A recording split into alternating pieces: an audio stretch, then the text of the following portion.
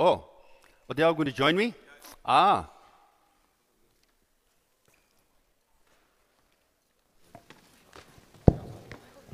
먼저 간주 추들링기 게이다 릭슌기 투구처 드링데 제바타 리치요레 La precis.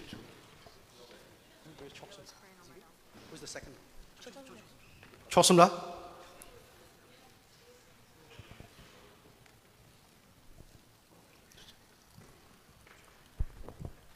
Linebacker lista. 저랑 first 받아달로. 장보래.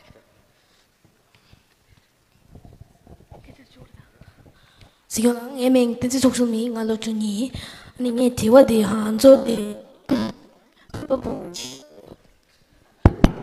chige lungban ne like ari the Canada da like phui da phege machine ba konjola kande like tapshi kande sere de phui ya ga chala like problem solve chala Ale phui phege jangya la. ka chen chige Machine sola. 당보로 봐. 지난 배배 인배치도 와. 딜 보고 채고래. 하고세. 배배 인선 보고 채도 백해신 분래. 아니 배배기 링크 배배기 배던데 데베톤에 내가 채도 백해신 분 당보. 지선자 담마싱이 지연나르다. 콘솔러로 봐. 캔스 저번 낭롤. 캔 쇼쇼쇼. 여러 봐. 하가르라 쇼. 산줄럽달로 쇼. 지강라 쇼. 라체 당보 수티 용에 백해신 분. 하고세. 가주 틸리그로 봐. 간잠진의 콘도 소리 그래. 알레 나델레나 나랑 올레 치고도 나데 기부도 깨지시에서도 도보 차고도 도모 차고도 라그로 봐. 콘솔라 당보 배배 이인 싸미에 딜라 가지고 망법만 싱게 되는 게 같은데 아리나다 아리데 캐나다 유럽 나라 인사래. 가자 가즈에메 간시데 가자 쭈 더버인데 여러 봐. 가자 융달라다. 가자가 가자 쭈 더버인데 여서래. 나 배배매 벽의 장도에 벽의 싱도에 벽의 지조라에 누구에 either it's too boring 여러와 갖고도 찍지 아니야 같이 되도 찍들어다야 아니 디 삼게 요사래 그래서 콘솔 티에 백해심으로 니베디 셴게 날르다 티 용으로 와 도고서요 동무서요 니베디 게마솔라 게마솔가 참좀 까주 땅에도 망타고도 여러와 저 벽에 마싱나 시고 독자를 넣어도 아니야 근데란다 독자 말와야 말도 벽에 마신 거 김세 망고 쉬우죠. 까주 땅 하나를 완 쉬게 가시지 알아 빨라지 암라지 까주 쉬우 땅스로 내내 송당아 용 러시아인스 여러분 근데 가스나야 파마소에 맥겜버서다. 샘캄 쓰기도 와. emotion psychology, emotional intelligence. 네 고스에 백해진 버릇이야. 보고 춘주감니 시에단다 랍단데 마딩나르다. 보고 도칭체. 보고 셴니. 보고 여러분 뭐니. 러시아기도 와. 디속자니 gemba 속에 까주 땅인데 뉴르 땅. 저 배바 벽에 마시는 샴데를 직질라 책 독자들도 표제 당기면도 칼리 수텐 투제로 봐. 지난 배바님도 주아. 그냥 하가라 따가주. 여러분 하가님은 그냥 러쇼. 그냥 님바때고 아니 파겔라 일리 종에지도 디사쇼스 그냥 가래 있는 사게 있는 여러분. 자 님바지 때 우때 땅샤나 칼리 고유되게 소용도 봐. 단달 하가를 잠링 요라 가련징이 제보도 망지 쉬게 갱킨 레겨로 봐. 아니 샴바 속에 Does that help? So I say you should be, those who don't speak and don't want to speak, you should gently bring them to the Tibetan community, to Tibetan events. You should spend a little bit more time and bring them to Hagar every Wednesday, make them watch, and slowly make them feel included. And after some time, make them feel liked, and then make them proud. Okay? Yeah.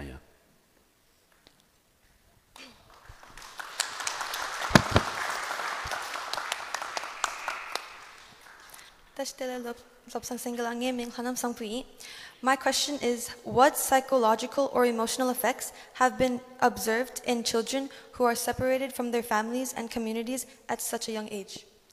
What kind of psychological, emotional trauma? Effects. Effects? In what sense? Because you are Tibetan. And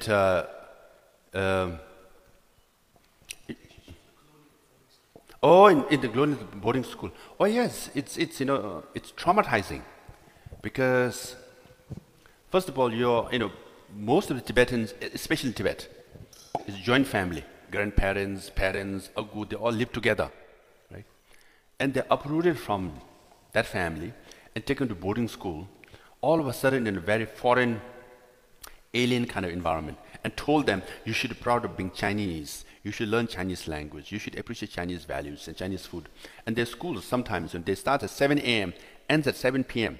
If you spend 12 hours in one school, suddenly you're uprooted. Then it's very traumatizing. Emotionally, it really affects them very badly.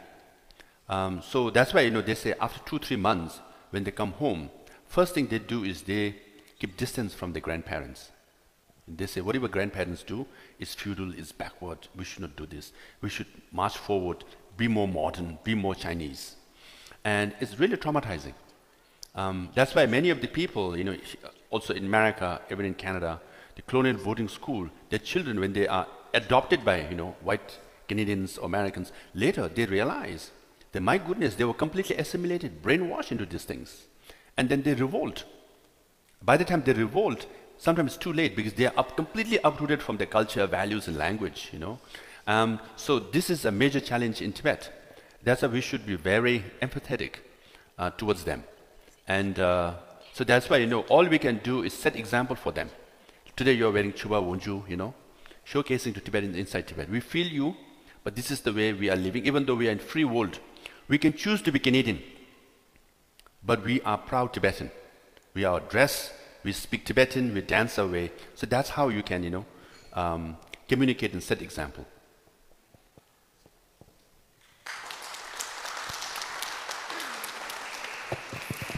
Yeah.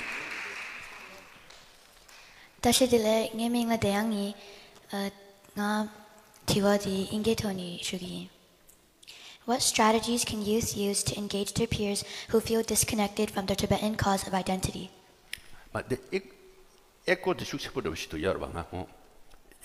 Say it again. This is your third question, right? Yeah? No. She's the last one. What strategies can you use to engage? Is that one? Okay. Oh. Mari, that was your question also, no? Maribe. So ask the question, what strategies can you use to engage their peers who may think disconnected from Tibetan cause and identity? But that I think I gave the first answer, First you must make them feel included. I think you must make some efforts to be friendly with them, gently, and then bring them to Tibetan events, Tibetan community, Lakar.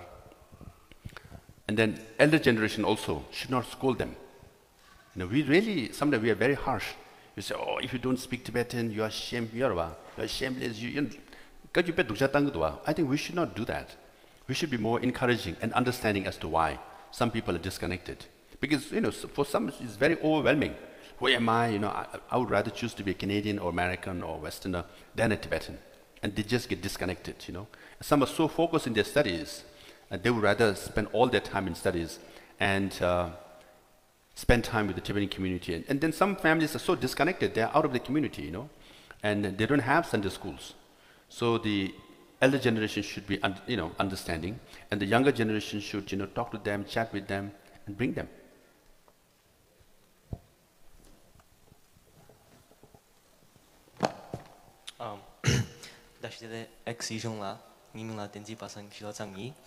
My question for you is, what are the core objectives of the Chinese residential school system in Tibet, and how do they impact Tibetan children's connection to their culture, identity, and language? Yeah, and I think I said in my statement also, their core objective is to make them Chinese. Not only make them Chinese, like Chinese, and then being communist means hate Buddhism, hate Tibet, and see Tibet as backward and feudal, useless. So that's their core objective. And even if they succeed in one, like Chinese, they have succeeded. This is a complete assimilation. So, we must call it out. If you're college, if you're in high school, when you have to write papers, you should write about it. You should do deeper research. Of course, we watch 4 minutes video, and we're talking about it. This much of understanding is important, but more important is you should read the whole report, understand Chinese mindset, how they think, how they plan, how they strategize, and counter it. Yeah, ultimately, as I said, they want to make Tibet into China. Yeah.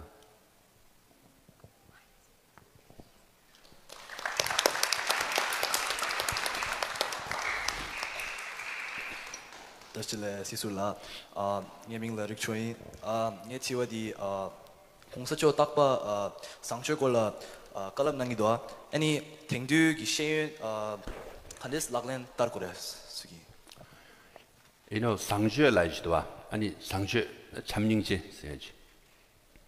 민망부지 고뇌태기도와 잠닝지 제어로에 상주에 지났다 경마도 캡산치에 말에 딜레 마랍체 한바체나 캡산치에 라이지도와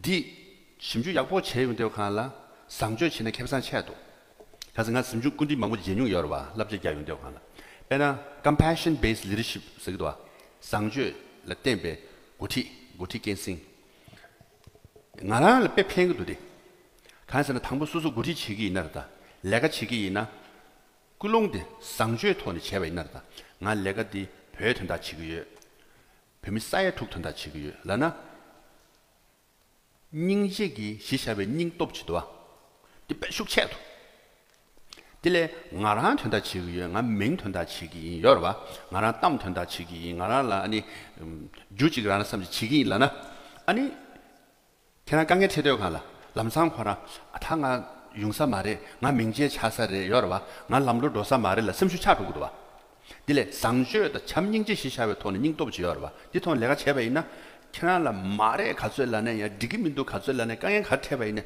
나 뱀이 쌓야 툭 든다 지구였다 나 배 든다 지구였다 뱀이 든다 지구였다 서봐 닝제의 상주에도 신을 시샤베 돈 지구 아니 그냥 심수 차기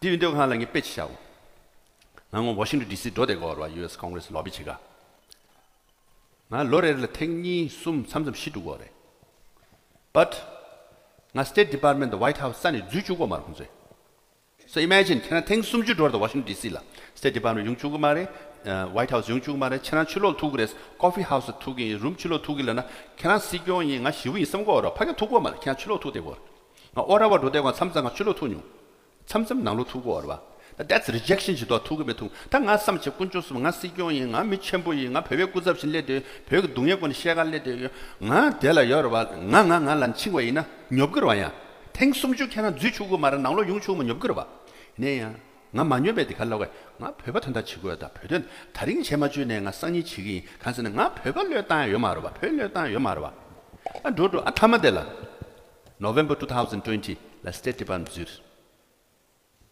December 2020 nga White House Zurich 로추 거르다 테마 숨주 십주 돈이 간서나 나 시샤베 돈이라다 상주에 매배 랑레 셴첸 라이즈도아 셴레 랑첸은 나 개침부 인선 친구한테 나 롱아 16살에 아따 초체민도 야가 워싱턴 DC 기라체 다르마도 포당 가올라에 죄민도 스테이트 디파트먼트에 죄민도 코드 자동을 깨다고도 발깨제치 수깨지 나라도 통중라서 나 샘슈 차로 그러와 그래서 so I'll try to explain English his question is very important the compassion based the mindset so I always say compassion based leadership is very important. Or I can say in English, even His Holiness told me, 마시 참닝지 세기 하사디, and the compassion-based leadership, the 캡산 빼yor다서 여러분. For example, your enemy will try to hurt you and harm you by calling you names and criticizing you in different ways, right? And then, if you show compassion towards the enemy, right? Now, if you don't have compassion, okay? If it's not compassion with leadership, when the enemy says bad things or do something nasty against you, you feel hurt, you get angry, right? You get stressed, and then you get so animated, right? You lose sleep, right? And next morning, you lose appetite. And after a few days, you look groggy, and you lose focus. And the enemy at the other side will say, we got him. Look at him. We criticize him, we say something nasty, we did something nasty. He's flat out, right? They win. But if it's compassion-based leadership or mindset, they say something nasty, they do a lot of nasty things to you, and you just smile at them. Right? And you keep walking tall. And then they say more nasty things against you. They do more nasty things against you. And you just keep smiling, keep moving forward. And after some time, they get stressed. Oh my goodness, what more can we say or do to bring this guy down? You keep marching forward. Smile at them. They lose sleep. they get stressed out, They become more and more bitter, and the language become more and more harsh, and finally they expose their true color. And what you do? Keep smiling, keep working, keep marching forward. So compassion-based leadership is the best strategy to defeat your enemy. You understand? So, when I went to Washington, D.C., I used to go 2, 3, 4 times a year to Washington, D.C., okay? So I was never allowed to enter the State Department or the White House. Can you imagine? I used to think I'm Sikong, I got elected, I had a government exile. I should have a seat inside the building. They said, no, outside the building, in a cafeteria. I used to meet in Starbucks. Reda, don't you think you feel humiliated? A mid-level bureaucrat say, you can't come in. We have to meet outside. And they reject you 30 or 40 times, over 10 years.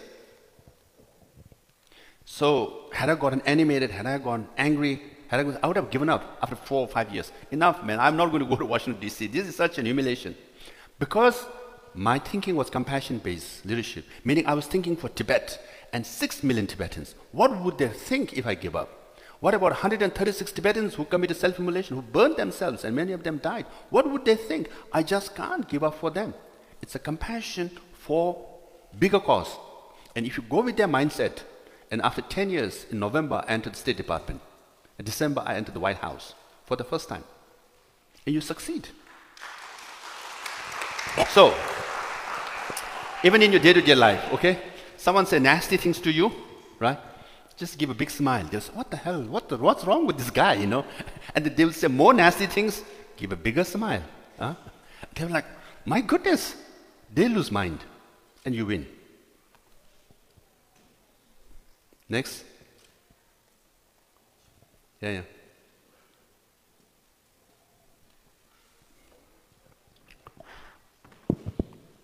Dr. Lopsong Singila. My name is Arya Tara, and my question is, what does Tibetan activism look like for youth in North America today, and how has it evolved from previous generations? If you look at Lakar, it's very good. I can clearly see the younger generation asserting their identity, Yoruba, their values. So participation in Lakar, Yoruba dance, is part of the political movement. This is a major political act, okay? Also, if you look at the branches or the groups forming Students of Free Tibet, it has ups and downs, right? Now the younger generation should do more. We should be more active. Because time has come, now His Holiness, tomorrow we are celebrating His Holiness' 90th birthday. And I had the honor of having an audience with His Holiness on June 2nd recently. And we all know, we all see His Holiness clearly aged now. He can't travel much, especially outside of India. So before, when he comes to Canada or America, there's headline news, he meets presidents and prime ministers, we get coverage, and so many members of parliament and cabinet ministers, they want to meet with him, and our issue is highlighted and promoted. Now, we have to shoulder the responsibilities ourselves. And the younger generation has far bigger challenge than our generation. Because we had His Holiness traveling all over. Now, your generation, you have to shoulder more responsibilities. And then also, if you look at globally, we are entering a very tumultuous, uncertain period. I believe, I said this like at least 10 years ago maybe in the Tibetan parliament, we are entering an era of conflicts and wars. If you analyze all the wars, you will see, if you study First World War, Second World War, how it happened. European countries, because of colonialism, they became rich. Once they became rich, they have to protect their colonies, so they start buying arms and manufacturing arms, and after some time they fought 30 years war in Europe first. Then the First World War, Second World War. Then what happened? Arab countries, they discovered oil 40 plus years ago. And as they became richer and richer, what they did? They started buying arms. And they start fighting. They're fighting even today. Can you imagine Arab countries, they believe in one God, Allah. They believe one messenger, Muhammad. But they're fighting even now. Now what's happening in Asia, right? Asia as a continent buy more weapons and manufacture more weapons than Arab countries. So now we're entering a phase that Asia is becoming richer, but they're manufacturing and buying more weapons. They're preparing to fight. Now Europe is increasing the defense budget now from less than 1% to 5%. They all are arming themselves. So you look at the world, everywhere they're arming themselves. Even Canada is increasing the defense budget. Why? They all are buying weapons. So this is a very uncertain, tumultuous period, and you guys will be entering that phase. We had 30 years of peaceful era, relative. I'm talking about the world, okay? After the Soviet Union collapse, Berlin Wall collapse in 1990, to 2000, 2010, maybe 2015, we had by and large peaceful world. There were no wars. Now, there will be wars. And the climate change is real. Right? You had such a hot summer, right? Even in Boston, New York, hottest summer in Europe. Climate change is real, global warming is real, another major challenge. So we're entering this era. Now where do we put Tibet in this uncertain period? When there are conflicts everywhere. Now China is saying they want to be number one in the world by 2049. They want to replace America by 2049. That's the 100th anniversary of Communist Party of China. They have declared so, okay? Now, to be number one, they have to replace America.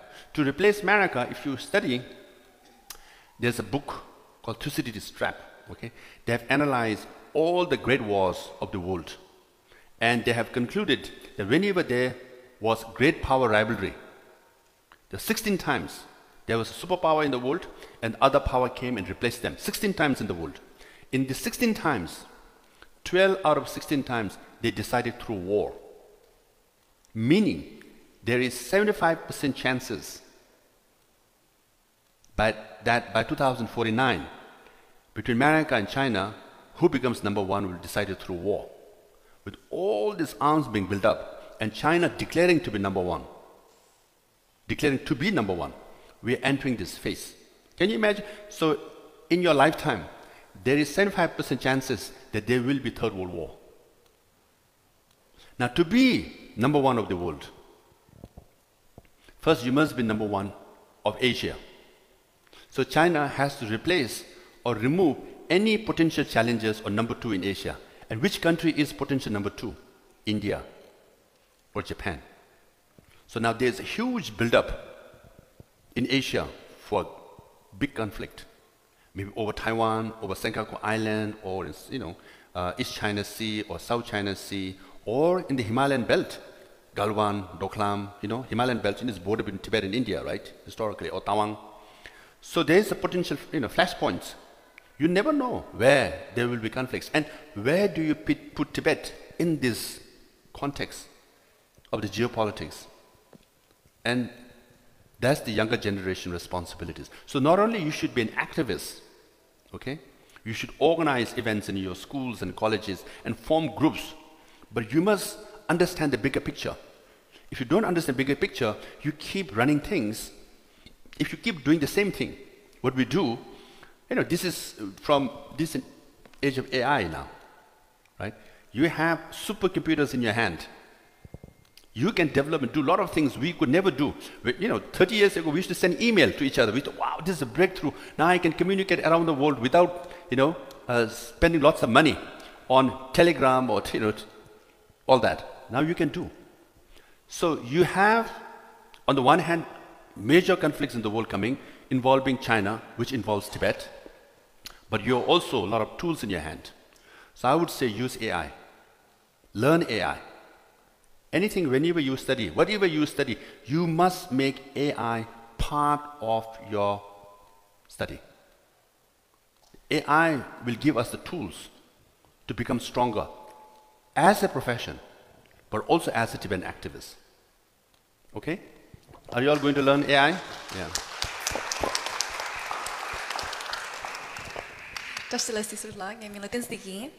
My question for you is, how do young Tibetan leaders in North America navigate the balance between integrating into Western society and preserving their Tibetan culture? I did answer that, briefly. As I said, don't assimilate, but integrate. That's the key point, okay? So yes, you should buy Taylor Swift's, music, listen to BTS, like all the Korean food you want, but don't give up on momo and shaphale, and especially laping, okay? So, as long as you like Momo, more than Korean barbecue, you are a Tibetan. That's the test. As long as you like your shapale more than hamburger, you are a Tibetan. You know, at individual. And even music, keep listening to Tibetan music, okay? And you're wearing chuba. You know, once you wear chuba, especially women has advantage. They look so nice, right? Now male chuba is also evolving. So, first and foremost, I always say, you should, you know, it might be difficult if there's a pyramid. You should say, I am Tibetan first. Really. There's nothing wrong in thinking you are Tibetan first. Then you are Canadian. You are a proud Canadian, of course. You like Canadian. Okay? And you are also citizen of the world. But you are a Tibetan first. That we must commit ourselves in our thinking. Because, you know, we are such a small population. Okay, 6 million Tibetans. And 1.4 billion Chinese. You know, our population is only 0.5% of Han Chinese population. For every Tibetan, there are 99.5 Chinese. See? So that's why we should never, because our life and our life is sacred. Okay?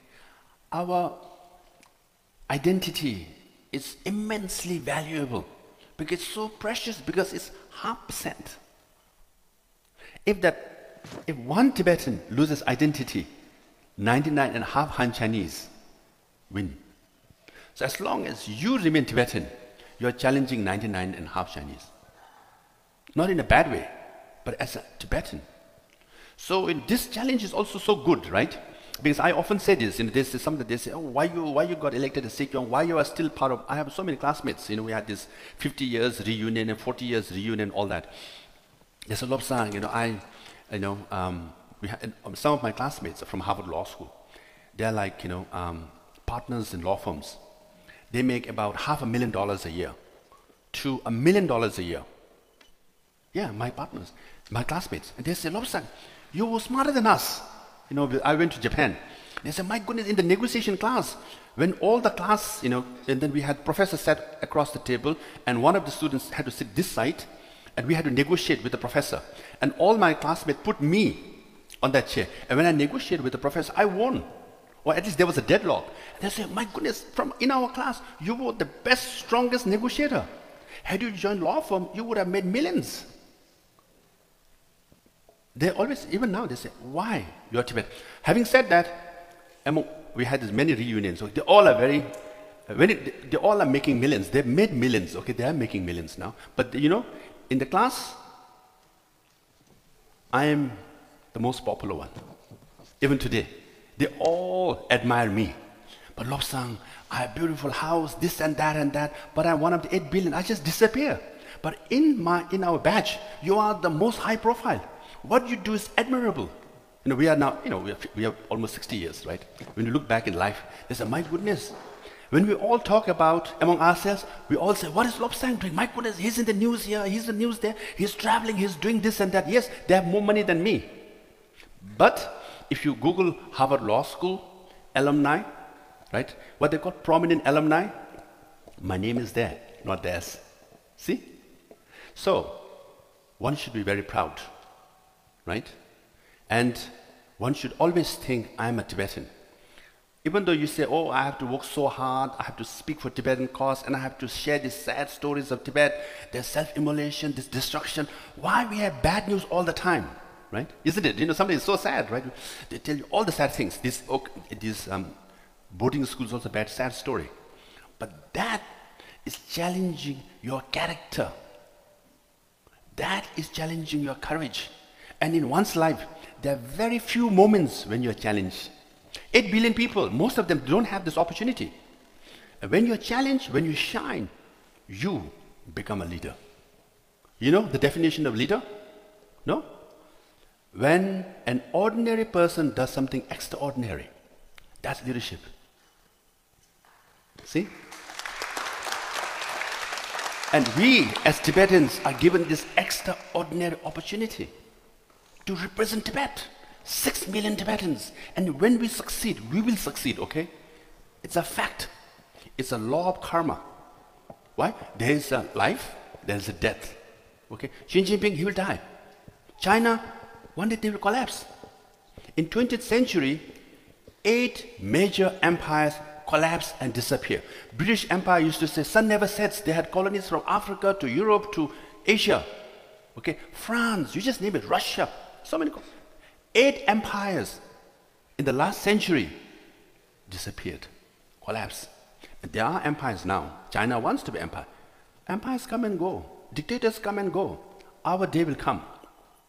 When that day comes, the question is, did I do something towards that day? And if you have done something towards that day, even by participating in Hakar, even by being an activist, speak for Tibetan rallies, you will be very proud. Because ultimately in Buddhism we say there is life, there is death. Just before you die, you should not die with regrets, thinking, oh, I could have done this for Tibet, I could have said this for Tibetans. You should die thinking, you know what, I gave my best shot and I have left this legacy for my children and children, their children. They will carry forward the movement and they will succeed. When they succeed, they will remember me because I also contributed. You know, don't you like that? Right? So that is our opportunity.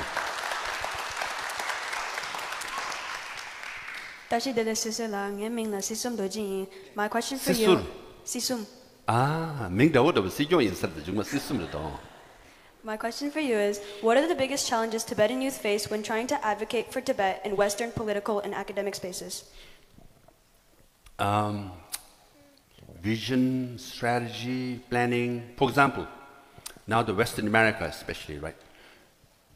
There's a huge debate going on about America, about Gaza and Palestine.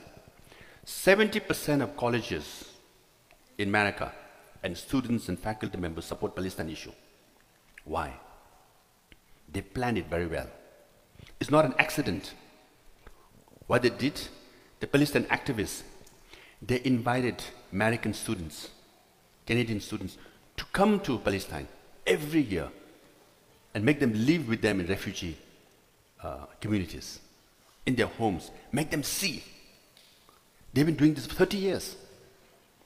And then when this Palestine issue came up, students all come up because many of them have been there, lived with them. And they say, yeah, I saw it with my own eyes. So that's why there's such a major movement around the world about Palestine. That's what they did. So Tibetans also we should do. So this is also a challenge.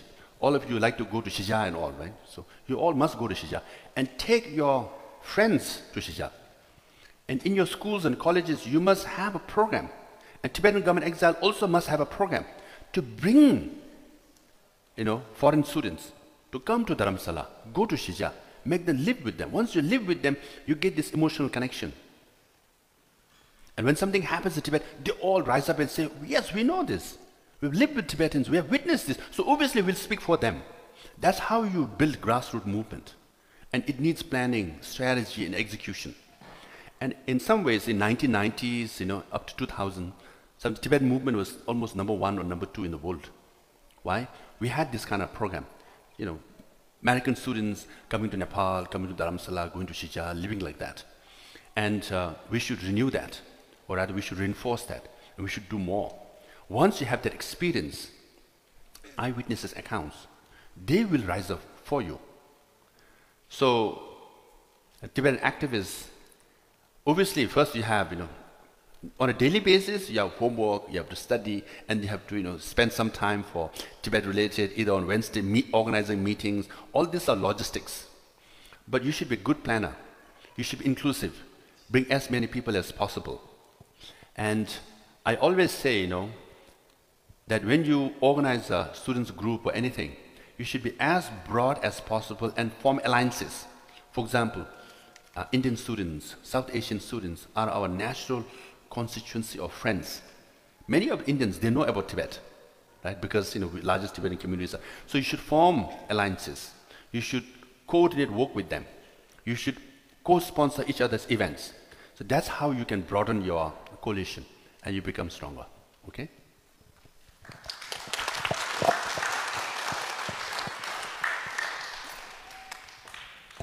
Dr. Lobsang Sangye, Nye Ming Chenga Yeah.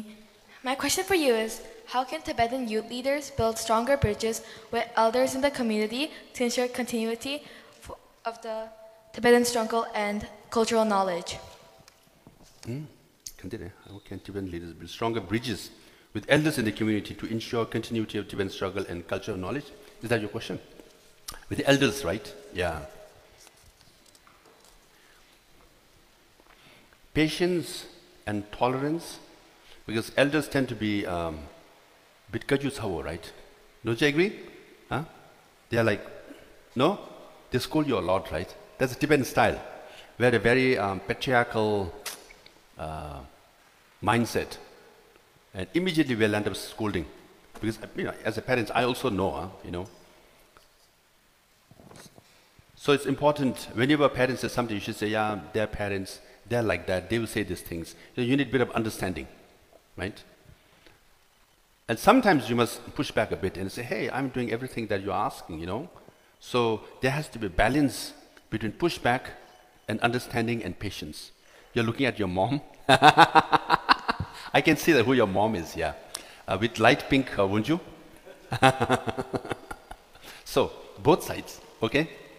I said, you can't look at your mom when I said, the parents has to be understanding. I also said, you also have to be understanding, So it both ways. You must find a common ground. Because also you must understand, this is not simple parents-children relationship. Parents have additional pressure. Because they all were taught, you should represent Tibetan cause.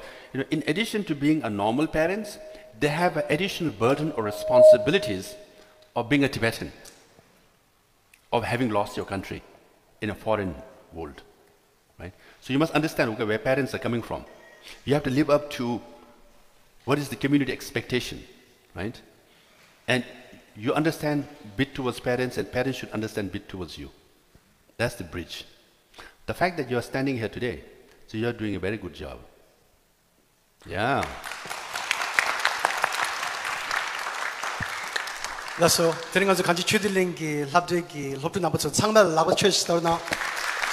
students, please come back down to your seats.